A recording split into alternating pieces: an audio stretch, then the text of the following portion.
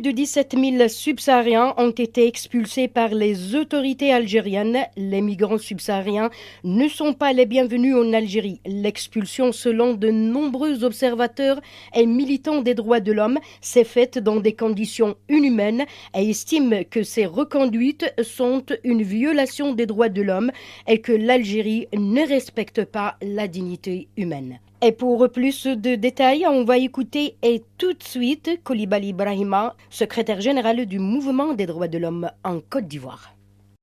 Les subsahariens faisaient l'objet d'expulsions collectives par les autorités algériennes.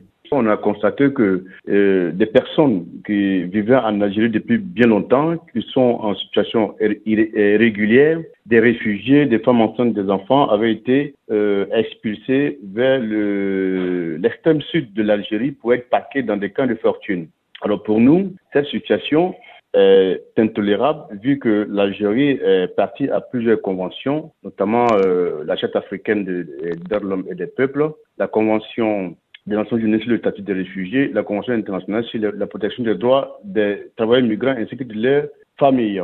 Pour nous, même si quelqu'un était en situation irrégulière, c'est normal que les autorités algériennes cherchent à ce que la loi de la République algérienne soit respectée, mais il faut faire l'expulsion. Si l'expulsion il doit y avoir, il faut le faire dans des conditions humaines. Prenons d'abord la situation des enfants et des femmes, par exemple. Pour nous, il est inadmissible qu'on puisse aller dans une maison, dans un lieu de travail, prendre une famille tout simplement parce qu'elle est subsaharienne et la déporter. Pour nous, c'est une sorte de déportation. Et la déporter dans un camp de fortune où les conditions de vie sont extrêmement difficiles et insalubres. L'Algérie est loin de nous, mais les images que nous voyons ne sont pas des images qui respectent la dignité humaine. Voilà pourquoi nous avons utilisé ce terme. Pour nous, c'est plus qu'une contradiction. Si il doit y avoir coopération sur suite, commençons d'abord par respecter le minimum de droits des populations qui se trouvent sur les différents pays, sur le territoire des différents pays. Nous ne disons pas qu'il ne faut pas respecter les lois algériennes, mais nous disons que lorsque on doit faire respecter les lois par des personnes qu'on estime être en situation irrégulière dans son pays, il faut un minimum de respect de la dignité humaine. Donc pour nous, on ne peut pas parler de coopération sud-sud et en même temps traiter les ressortissants des autres pays sur son sol comme du bétail.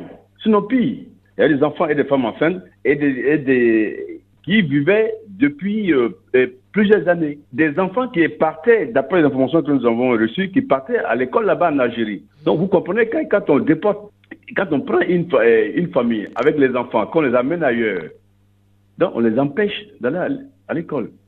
Donc, le droit à l'instruction, ce qui figure dans la Charte africaine des droits de l'homme et des peuples, dont l'Algérie est partie.